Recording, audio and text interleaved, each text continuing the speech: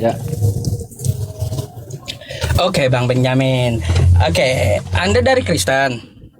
Kristen, Pak Ustadz. Ya udah, kita tanya jawab aja, Bang. Mungkin Anda mau bertanya sesuatu atau boleh saya bertanya kepada Anda? Saya bertanya dulu Bang ya. Nanti Silakan, kita ganti ya. Gini Pak Ustadz, kan kalau di Kristen itu kan keyakinannya adalah Bible atau Injil begitu kan?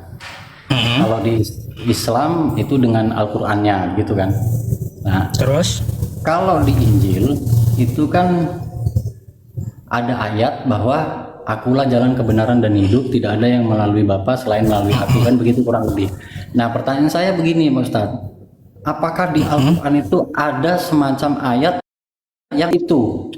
yang menjanjikan bahwa Islam dengan Al-Qur'annya adalah jalan yang pasti, lurus, dan keselamatan ada di situ gitu. Baik. Berarti berarti semacam ini bukan tertulis akulah jalan kebenaran dan hidup. Kalau secara tekstual ya, tekstual tertulis di Al-Qur'an ya. Akulah jalan kebenaran dan hidup itu nggak ada. Tapi sebenarnya ya, ajaran kebenaran, jalan dan hidup itu ada dalam Islam.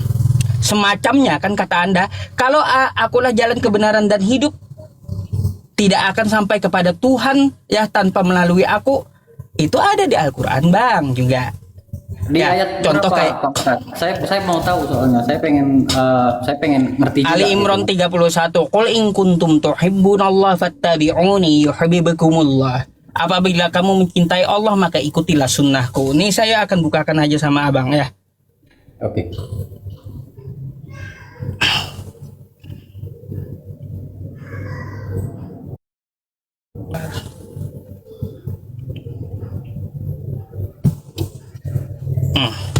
Mari kita baca Bang.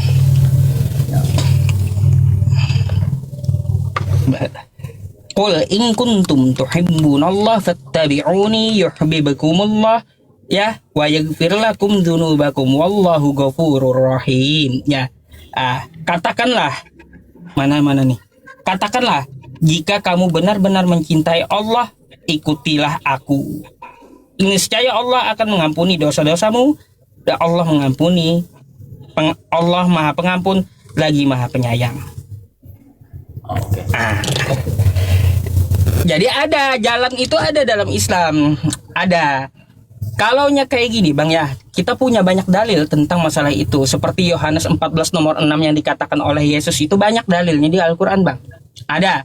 Nih, apa kita tinjau dulu ya. Kita tinjau dan Abang nanti bisa belajar, ambil rekaman ini di YouTube saya, boleh nanti silakan. Gini Bang. Kata Yesus, aku adalah jalan kebenaran dan hidup. Tidak akan sampai kepada Bapa tanpa melalui aku. Kan kayak gitu. Di sini dia menegaskan 3 hal. Akulah jalan, kebenaran, dan hidup. Apakah ada seperti Yesus ini? Jelas ada Bang. Siapa orangnya? Nabi Muhammad. Di mana dalilnya, di mana ayatnya? Nah, kalau ayatnya itu ada di Al-Qur'an dan di hadis. Tapi kalau langsung digabung jadi satu, itu nggak ada secara tertulis. Tapi kalau secara konteks, akulah jalan kata Nabi Muhammad itu ada. Di mana dia jalan? Tadi saya sudah sampaikan kepada Anda. Quran surah Ali Imran ayat 31. Apabila kamu ingin sampai cinta kepada Tuhan yang menciptakan langit dan bumi, ikutilah Nabi Muhammad. Jalan dia gitu. Terus Quran surah Al-An'am ayat 153 Bang. Wa anna hadza sirati mustaqiman fattabi'u. Inilah jalanku, jalan yang lurus kata Nabi Muhammad. Nih, saya akan bukakan lagi buat Abang. Bentar ya. Nih, Quran surah ini Bang. Wa anna hadza sirati mustaqiman fattabi'uh. Nih, dan bahwa yang diperintahkan ini adalah jalanku yang lurus kata Nabi Muhammad. Maka ikutilah aku dan janganlah kamu mengikuti jalan-jalan yang lain. Oke? Oke. Oke, Bang. Nah, Itu Al-Quran, makanya itu ayat ya, Bang. Bukan hadis ya? bukan hadis, Al-Quran. Al-An'am ayat 153. Nanti abang silakan buka aja gitu. Ya. Jadi kalau Nabi Muhammad itu adalah jalan, ada bang ayatnya. Terus ya, kalau kita melihat apalagi poin di situ kata Yesus, selain jalan, dia kebenaran, betul? Betul. Nih bang, Nabi Muhammad itu juga kebenaran seperti Yesus. Nih, saya akan tunjukkan kepada Anda.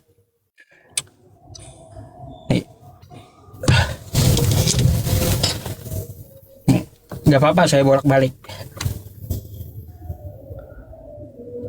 Nih, inna arsalnaka bil haq basyira wa nadhira wa la tus'alu an ashabil jahim. Sesungguhnya kami telah mengutusmu Muhammad dengan kebenaran, pembawa berita gembira dan peringatan, dan kamu tidak akan diminta pertanggungjawaban tentang penghuni-penghuni neraka. Oke. Jadi selain Yesus, Nabi Muhammad pun juga kebenaran bang.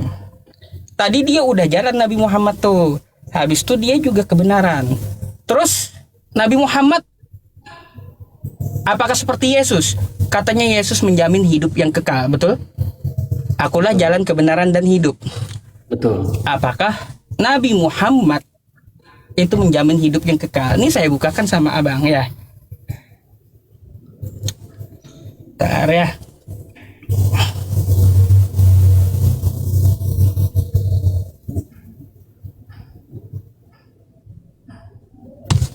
Nih bang,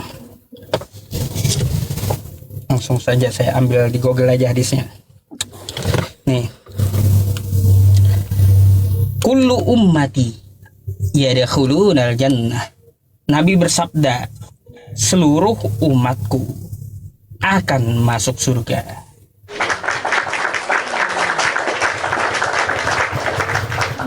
Kan telak dia ngomong gitu, seluruh umatku akan masuk surga. Nabi Muhammad itu penjamin hidup yang kekal bang. Sama seperti Yesus. Yesus, akulah jalan kebenaran dan hidup. Nabi Muhammad juga seperti itu. Dia adalah jalan kebenaran dan hidup. Tidak akan ada yang sampai kepada Tuhan semesta alam tanpa melalui Nabi Muhammad. Qul in kuntum tuhibbunallah fattabi'uni yuhibbukumullah. Tuh bang. Boleh lagi nggak bang? Yang kedua bang? Oh boleh, silakan. Nggak apa-apa, silakan. Kristen itu kan dengan Yesus Kristusnya itu kan dijadikan sebagai suri tauladan kan begitu Pak Ustadz. Nah, Islam juga menjadikan Nabi Muhammad itu sebagai suri tauladannya. Kalau di Kristen yang saya pahami itu dan saya implementasikan di hidup itu banyak tuh ayat-ayat yang menjelaskan itu bahwa banyak contoh-contohnya, kasihlah musuhmu segala macam, kita harus mencontohkan itu. Sampai berapa kali kita mengampuni orang yang bersalah ke kita, bahwa ada ayat yang 77 kali 7 kali gitu kan gitu. Nah, pertanyaan saya ke Pak Ustadz, dari umat muslim sendiri, terutama Pak Ustadz sendiri lah sebagai pribadi, apa yang menjadi suri tauladan Pak Ustadz sendiri terhadap Nabi Muhammad? Oh iya, suri tauladan Nabi, laqad kana lakum fi Rasulillahi uswatun hasanah. Oke, Bang ya, itu kami punya juga ayatnya, Bang. Apa yang dicontoh, apa yang diteladani terhadap? Ya baik. Iya. Baik. Gitu. Bentar. Saya bukakan aja biar abangnya paham gitu ya. Nih bang. Ya. Nih. Laqad kana lakum fi Rasulillahi uswatun hasanah. Artinya, sungguh telah ada pada diri Rasulullah itu suri tauladan yang baik bagimu. Apa yang diteladani? Bang. Apa? Pertama, Nabi Muhammad itu orangnya amanah. gitu. Uh, Nabi Muhammad itu amanah. Amanah ini maksudnya itu ya, bertanggung jawab gitu ya. Pengertian Semua amanah. iya. Bentar. Bentar ya Bang ya. Nih, saya mau bukakan sama Abang penjelasannya. Oke. Karena kalau cuma saya ngomong, teman-teman nanti dikira nggak ada ininya. 4.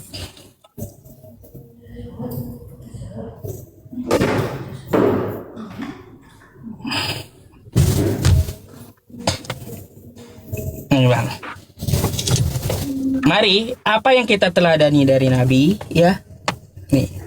Kalau saya Bang ya mau menyampaikan kepada Anda nih. Secara ringkasnya aja ya. Ya. Nih. Dia jujur, siddiq.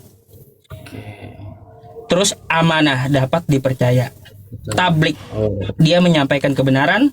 Dan patonah, cerdas serta bijaksana. Kenapa Nabi Muhammad itu disebut cerdas, Bang? Kenapa Nabi Muhammad itu disebut cerdas?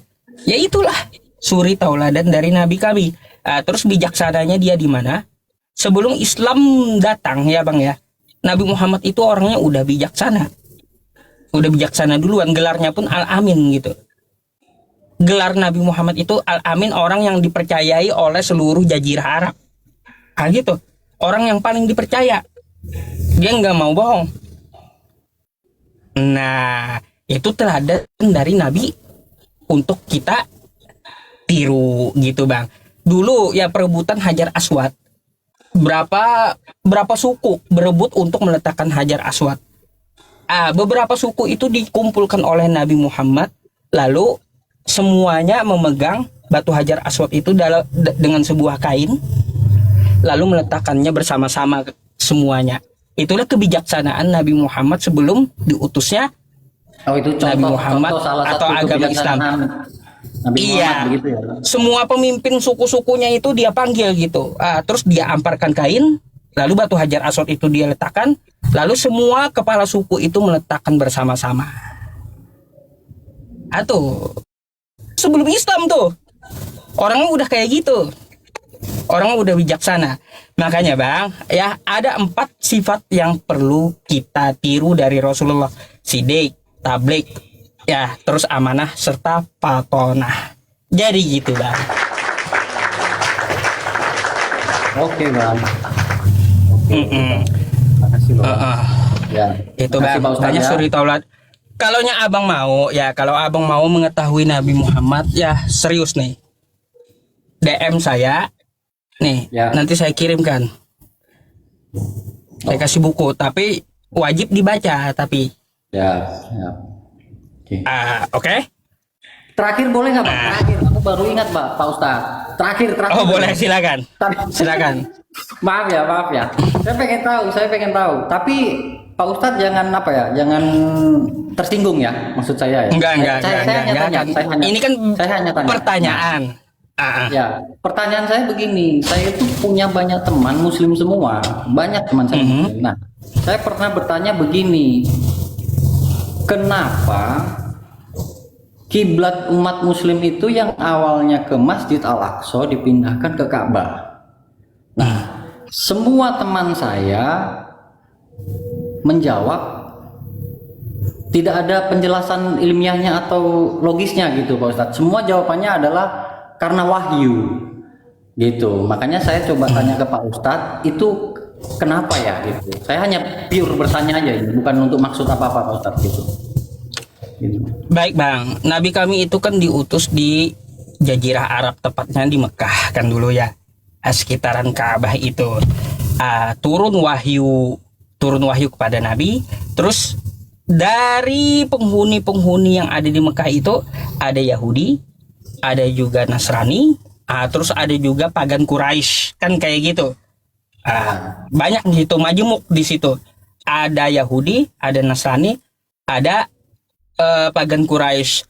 Nah, ada seorang Yahudi Bang, ya, yang selalu dia menghina Rasulullah Shallallahu Alaihi Wasallam.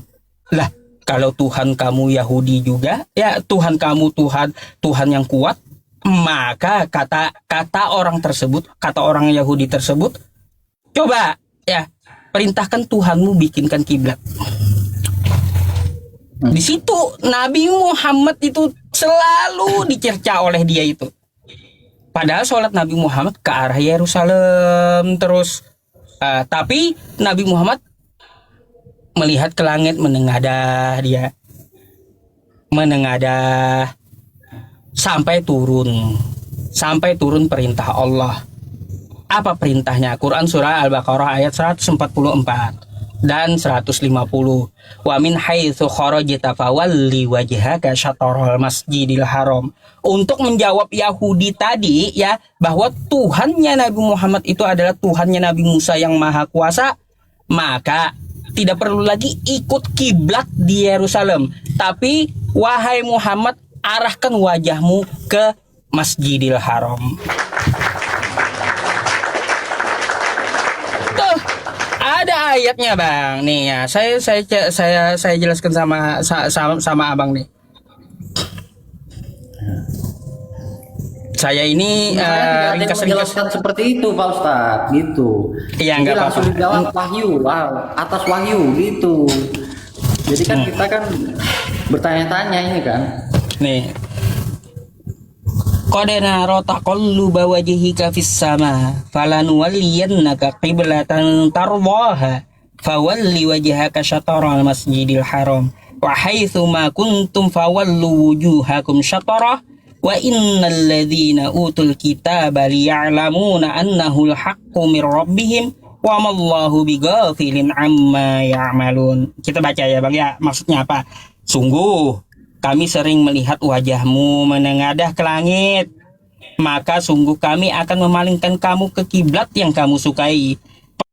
Palingkanlah ke arah Masjidil Haram, dan di mana saja kamu berada, palingkanlah wajahmu ke arahnya. Dan sesungguhnya orang-orang Yahudi dan Nasrani yang diberi Alkitab, Taurat dan Injil memang mengetahui bahwa berpaling ke Masjidil Haram itu adalah benar dari Tuhan mereka, dan Allah sekali-sekali tidak lengah dari apa yang mereka kerjakan.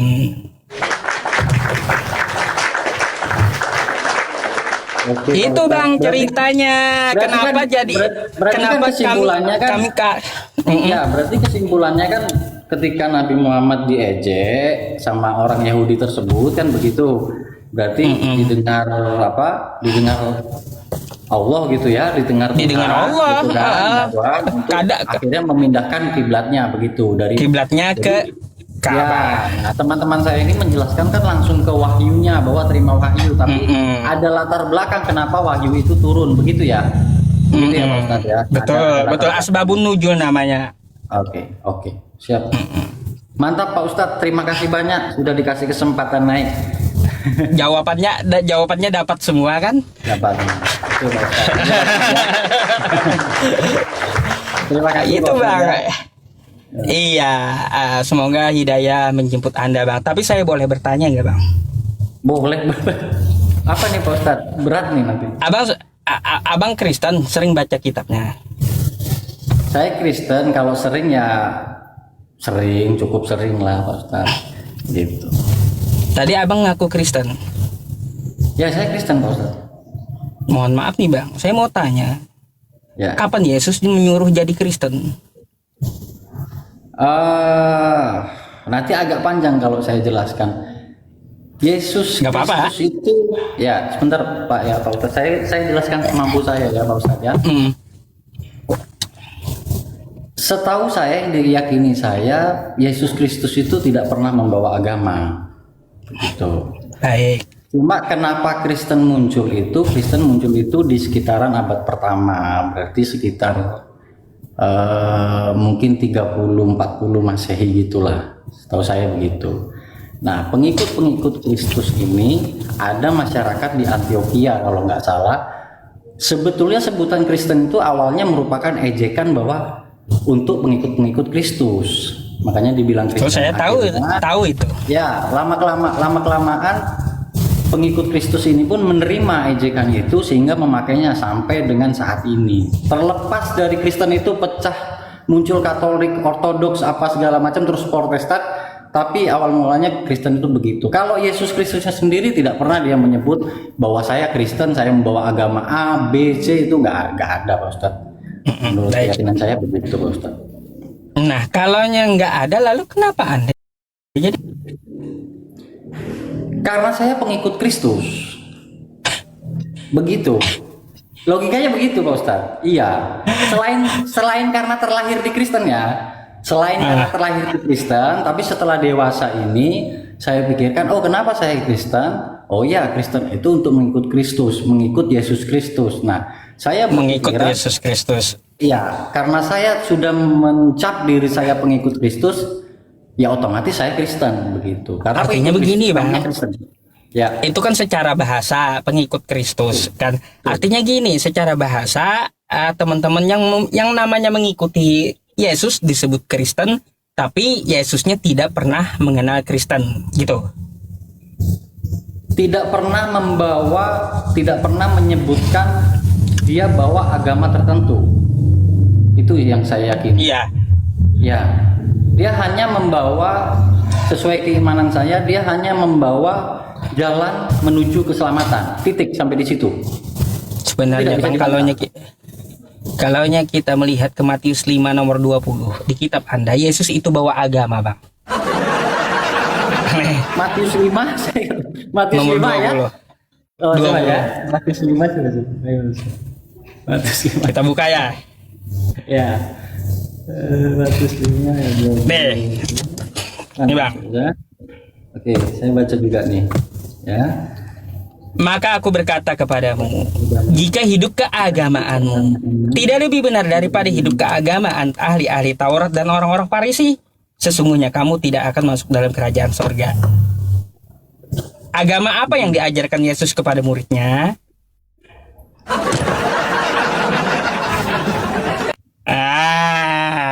Kan gitu. Yang jelas Boleh bukan saya jawab, Kristen, Bang. Boleh saya jawab Pak Ustadz ya? Silakan. Saya pernah baca ayat ini, cuma mungkin nggak mendetail saya baca. Tapi ini kan tentang peringatan kepada orang-orang Yahudi bahwa orang-orang Yahudi itu adalah kebiasaan buruknya adalah dia mengutamakan kitab-kitabnya daripada realita yang ada di lapangan. Contoh misalnya Yesus Kristus itu selalu mengajarkan begini Pak Ustadz. Contoh ada wanita yang yang waktu itu mau dirajam segala macam, tapi Tuhan Yesus itu bikin garis, terus dia bertanya sama ahli-ahli Yahudi itu, orang-orang Yahudi itu, jika satu orang di antara kalian yang tidak pernah melakukan dosa, silakan lempar, silakan rajam wanita tersebut. Nah itu contohnya. Jadi ayat ini hanya untuk peringatan keras bagi orang-orang Yahudi yang selalu mengutamakan kitabnya tapi tidak pernah melaksanakannya.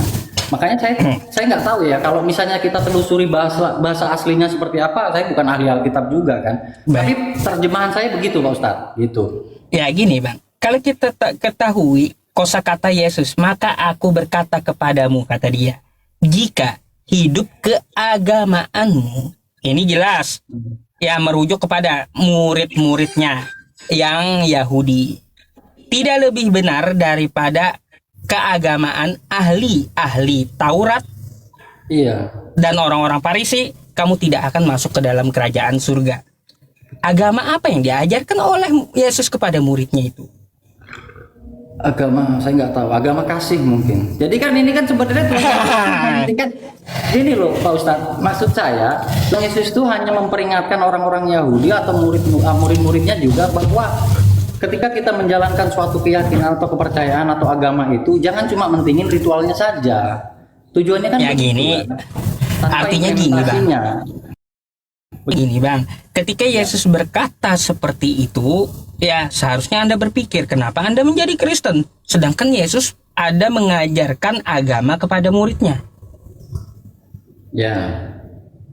Ayo, apakah Anda mau ikut agama yang diajarkan oleh Yesus atau mau mengikuti yang tidak jelas gitu? Nah, coba kalau Anda mengaku sebagai pengikut Yesus gitu Bang.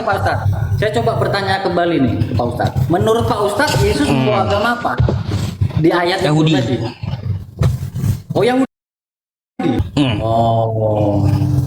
Yahudi. Coba Anda buka ke Matius 5 sebelumnya tuh. Nomor 17 dan 18. Nih. Nih. Oke. Sebelumnya Anda baca. Nih. Janganlah kamu menyangka bahwa aku datang untuk meniadakan hukum Taurat atau kitab para nabi. Aku datang bukan untuk meniadakannya. Nah, jadi Yesus itu mengajarkan Taurat, kitab para nabi, bukan yang sekarang, Bang. Yohanes, Lukas, Markus dari mana? Kalau kita ngaku pengikut Yesus, maka ikuti yang diajarkan oleh Yesus. Yesus tidak pernah mengajarkan ya kitab Yohanes, Matius, Lukas, apalagi surat Paulus. Gak pernah. Kalau kita mendeklarasikan diri kita sebagai pengikut Yesus. Coba gini Bang, sedikit lagi. Ya, kalau Anda mengaku sebagai pengikut Yesus, apa yang Anda ikuti dari Yesus coba? Jalan keselamatan, karena nggak ada jalan lain Pak Ustadz. Itu saja Pak Ustadz. Yang kami Gak ada yakini. jalan lain. Nggak ada jalan lain Pak Ustadz. Baik. Ya. Jadi kalau istilah orang banyak jalan menuju Roma, banyak jalan menuju Roma katanya gitu kan. Kalau untuk keselamatan nggak ada, hanya ada satu jalan. Gini. Baik Bang. Ya kan Anda kan tadi mendeklarasikan diri bahwa Anda sebagai pengikut Yesus. Yang Anda ikuti dari Yesus itu apa gitu loh? Ajarannya. Suri Apa saja? tadi yang kita sebutkan tadi di awal tadi. Iya. Apa saja? Ya contohnya begitu. Ini kalau Pak Ustadz tadi bilang Yesus adalah membawa agama Yahudi atau meneruskan agama Yahudi, di kitab Taurat sendiri, di kitab Tanakh dan segala macam itu tidak pernah satu orang pun mengatakan kasihilah musuhmu. Tapi begitu Yesus hadir, begitu Yesus datang, itu langsung digenapi bahwa perjanjian lama itu digantikan oleh perjanjian baru, digenapi atau ditambahkan atau digimanakan, saya nggak ngerti lah ya. Tapi begitu, baru ada satu ayat Yesus berkata, dan itu Yesus Kristus sendiri yang ngomong kasihilah musuhmu. Di Tanakh sama sekali nggak ada itu Pak Ustadz. Baik, Makanya, kita tidak tidak membahas Yahudi. Ya. Yang kita bahas itu Bang, Abang mengikuti apanya yang dari Yesus itu? Saya pengen tahunya itu gitu loh. Karena gini Bang, nih saya bukakan sebuah ayat untuk Abang di kitab Abang ya. Ya. 1 Yohanes 2 nomor 6 ya. Barang siapa mengatakan bahwa ia di dalam dia, ia wajib hidup sama seperti Kristus telah hidup. Jadi kalau Anda mengaku pengikut Yesus, maka Anda hidupnya harus seperti Yesus gitu, meniru Yesus. Betul Pak. Betul Pak. Nah, apa yang Anda tiru dari Yesus? Ya kalau ditiru nggak akan bisa 100% ya mungkin Pak Ustadz, tapi kita belajar ya kasihilah musuhmu, terus kalau ada orang yang bersalah kepada kita mengampuni saling mengampuni, 10 perintah Allah juga kita berusaha, sekalipun tidak sempurna ya Pak Ustadz ya gitu. Baik, kalau gitu saya bertanya Bang, Yesus sesuai adat Yahudi di hari ke-8 dia itu disunat, Lukas 2 nomor 1. Nah jika Anda pengikut Yesus, apakah Anda bersunat? Saya disunat Pak Ustadz. Baik. Terus Saya SMP umur berapa itu ya? Umur masuk SMP saya sudah Pak Ustadz. Nah, baik. Selain itu, Bang, ya, selain Anak itu, saya juga disunat Pak Ustadz. baik, nggak apa-apa. Ya, kalau ikut bagus top gitu. Terus, Bang, yang selanjutnya, Yesus tidak pernah mencontohkan makan babi. Yang ada contohnya dia makan ikan goreng. Apakah Abang makan babi?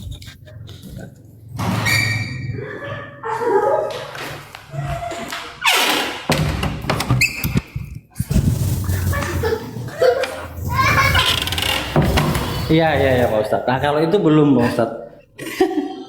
Berarti Anda bukan mengikuti Yesus. Kan makanya saya bilang Pak Ustadz tadi kan tidak 100% kan begitu Baik. Pak Ustadz. Sekarang Kan gini Bang. hidup ini kan proses. Kita nggak bisa Baik, langsung proses. Begini Pak Ustadz, kalau Yesus Kristus, Tuhan Yesus Kristus itu adalah angkanya 10, kita nggak akan bisa sentuh angka 10 mau sampai kapan. Baik. Sama Baik. kayak Pak Nah, Ustadz. lanjut lagi, Bang. Kalau tauladannya adalah Nabi Muhammad, misalnya begitu, ya Pak Ustadz nggak akan bisa, kalau Nabi Muhammad itu nilainya 10, Pak Ustadz nggak akan bisa angkanya 10 juga, sama seperti beliau. Betul kan? Baik, Bang. Jadi Bang, ya kita lanjut next time. Apa yang dikatakan oleh Yesus kan kayak gitu. Oke. Bang, Oke. Yesus menyembah Tuhannya loh. Lukas 4 nomor 8. Sembahlah Allah, sembahlah Tuhan Allahmu. Hanya kepada Dia saja engkau berbakti. Abang menyembah siapa? Panjang lagi nanti Pak Ustadz, itu Tritunggal nanti jatuhnya nanti. Oke, nanti saya naik lagi ya. Ya. Bang, sorry kalau Anda. Tapi terima kasih loh Pak Ustadz, ilmunya hari ini terima kasih loh saya. Saya terima kasih banyak. Loh. Ya. Iya, gini Bang. Gini Bang ya. Kalaunya Anda katakan itu larinya nanti ke Tritunggal, sejak kapan Yesus ngajarin Tritunggal, Bang? Nah, makanya nanti kita bahas tentang Allah yang Esa, Allah itu tunggal kan begitu kan? Nah, kenapa ada Yesus kan begitu? Yesus adalah utusan, Yesus itu hamba. Nanti kan ke situ larinya kan? Nah, sebelum kita membahas itu, itu, kapan Yesus ngajarin yang kayak gitu pelajarannya? Berarti panjang lagi, Pak Ustaz. Bang, gini saya harus kasih tahu Abang. Yesus itu tidak pernah mengajarkan Trinitas.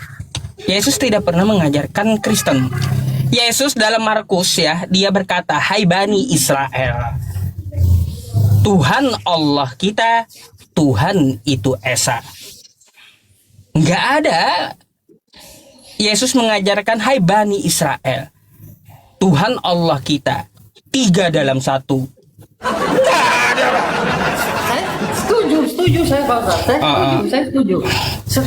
Tritunggal itu kan adalah kesimpulan orang-orang setelah zaman Yesus. Begitu kan? Kesimpulan, Bang. Bang. Dari Ya. situ aja berarti Anda sudah melenceng. Dari Anda mengklaim diri pengikut Yesus, ternyata yang Anda ikuti adalah kesimpulan orang setelah Yesus rupanya. Ya, Nggak bisa. Salah Makanya saya Anda di bilang situ. Angkanya nggak akan mungkin 10 Pak Ustadz, begitu loh. Angkanya tidak mungkin 10. Makanya saya Ya ilustrasikan udah, gini begitu, Bang. begitu. Gini aja. Apa yang tidak pernah diajarkan Yesus tinggalkan, kayak Tritunggal. Berarti nggak pernah Yesus mengajarkan Tritunggal. Yesus itu mengajarkan sembahlah Allah, dan Allah itu Esa. Lalu dia berdoa dengan cara sujud. Kalau kita mengaku pengikut Yesus, sebagaimana nih 1 Yohanes 2 nomor 6 tadi, kita hidup sebagaimana Yesus itu hidup. Kalau Yesus sujud, ya kita sujud juga, minta kepada Tuhannya Yesus. Kan kayak gitu. Terus kayak gimana lagi? Ketika Yesus sunat, ya kita sunat. Yesus kagak pernah makan babi, nggak perlu kita makan babi. Kan kayak gitu. Terus Yesus menyembah Allah. Ya udah, kita sembah Allah. Lalu ngapain Anda mengikuti Yesus gitu loh? Kesimpulan. Ngapain Anda ngikuti ajaran kesimpulan di luar Yesus? Itu salahnya Anda. Letak salahnya Anda tuh di situ. Gitu loh Bang. Saya hanya menyampaikan Bang, saya juga mengakui Yesus itu orang benar. Dia itu orang benar-benar, dia untuk Bani Israel. Matius 15 nomor 24, dia diutus hanya untuk Israel. Matius 10 nomor 5 sampai 6, dia diutus untuk Israel. Dia tidak memperbolehkan murid-muridnya mengajarkan ajaran dia di luar suku Israel. Gak boleh. Pak Ustadz nggak percaya Yesus kalau gitu. Pak Ustadz percaya kan Yesus itu jalan keselamatan kan? Isa Al-Masih maksudnya. Bang, sekali lagi saya tegaskan, saya percaya Yesus itu jalan keselamatan bagi Yahudi. Percaya saya Bang. Ya sudah berarti. Iya kan? Pak Ustadz mengaku itu kan? Mengimani itu kan? Masalahnya saya bukan Yahudi Bang. Sedangkan Yesus diutus hanya untuk Yahudi. Oh ya ya. Iya. Poinnya di situ ya Pak Ustadz ya. Iya, masalahnya di situ. Saya bukan Yahudi. Berkeyakinan bahwa Isa Yesus itu hanya untuk orang Yahudi begitu ya? Dia sendiri yang ngomong masalahnya. Oh iya. Oke. Coba Anda buka nih ini. Ya. Nih Bang. Nih. Saya bukakan dulu ya. Biar kita by data gitu dan belajar bersama. Nih Bang. Tuh. Jawab Yesus, aku diutus hanya kepada domba-domba yang hilang dari umat Israel. Oh ya. Nah nih, satu lagi Bang. Coba lihat. Ya. Nih. Nih. 5-6 nih. Berbahagia. Ntar ya. Matius 10. Matius sebentar. 10. Nah. Nih Bang. Mari kita baca. Apa kata Yesus? Yesus mengutus ke-12 murid, ke-12 rasul.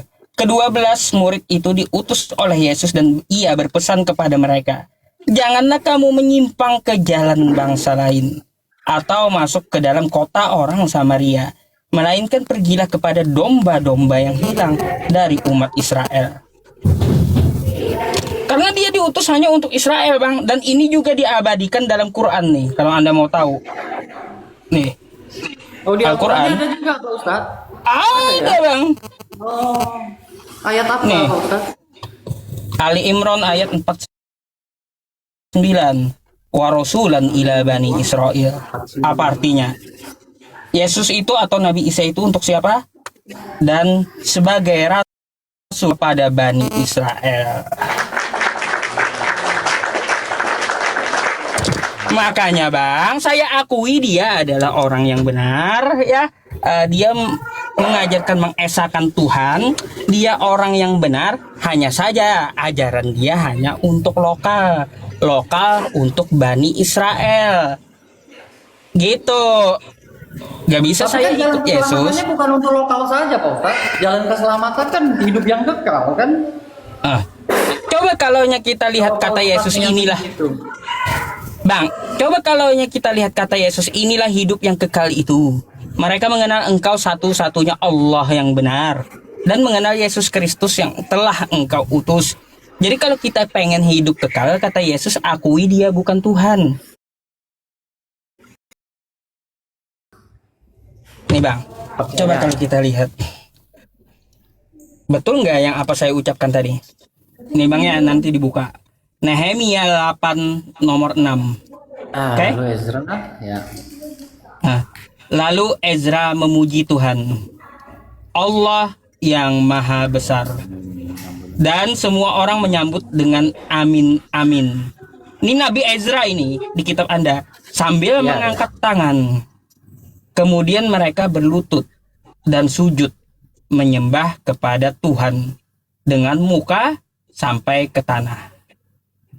Bang, jadi para nabi dulu itu mengajarkan Yesus dan para nabi itu mengajarkan sujud. Apalagi Ezra mengajarkan angkat tangan, ucapkan Allahu Akbar. Terus di belakangnya amin amin. Lalu sujud juga Ezra. Itu ajaran mana yang melakukan itu, Bang? Islam. Ya. Makanya saya bilang, Bang. Iya. Gimana, Pak? Makanya saya bilang Islam itu bukan ajaran baru, ajaran terdahulu juga, ajaran para nabi gitu. Oh iya jelas, karena perjanjian lamanya kan Taurat, Pak. Ya iya, masalahnya kayak gitu. Coba Anda lihat, Bang ya. Nanti Anda buka nih di kitab Anda nih. Kitab Anda perjanjian lama. Nah, atau saya bukakan aja satu persatu nih buat Anda. Di saya akan ke perjanjian lama dulu ya. Nih. Ya. Kejadian 24 nomor 52 nih. Coba kita baca tentang Abraham kayak gimana. Nih, Bang. Nih. Kejadian 24 nomor 52. Ketika hamba Abraham itu mendengar perkataan mereka, Sujudlah ia sampai ke tanah menyembah Tuhan. Sujud nih Abraham ya. Iya, iya. Sujud ini, Semua nabi-nabi sujud, Pak Ustadz. nah abang udah tahu, Islam kan juga sujud. Ini juga diabadikan dalam Quran loh. Abraham sujud ini ya diabadikan dalam Quran. Musa pun sujud nih bang. Nih. Ah.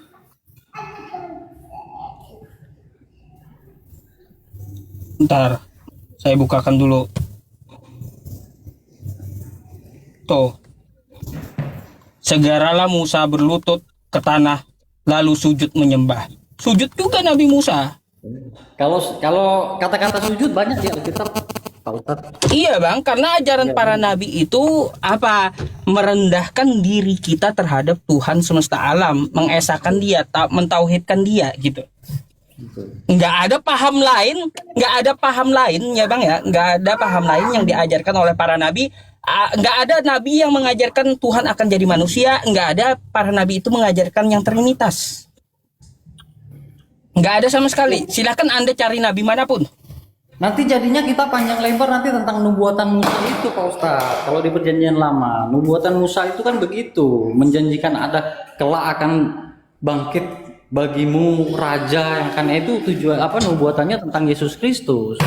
Jadinya begitu, Pak Ustadz, kalau kita bahas itu. Jadi Bang, kalaunya masalah nubuatan ya itu bisa saya bahas di perjanjian lama tuh, bisa saya bahas. Kalau masalah nubuatan tuh semuanya saya dapat. Iya, panjang itu memang panjang. Kalau masalah nubuatan saya punya datanya semuanya ya di perjanjian lama tuh. Anda mau mengajukan yang manapun untuk Yesus pasti saya bantah. Nanti ya lain kali next time ya saya coba ya. Soalnya saya nggak mau data apa gitu. Nanti enak, HP saya cuma satu juga kan. Nanti kita bisa diskusi santai lah, diskusi enak lah. Ya iya, ya makanya saya kan beberapa kali kan melihat live-nya Pak Ustadz juga gitu. Saya lihat oke nih. Makanya saya cobalah naik gitu.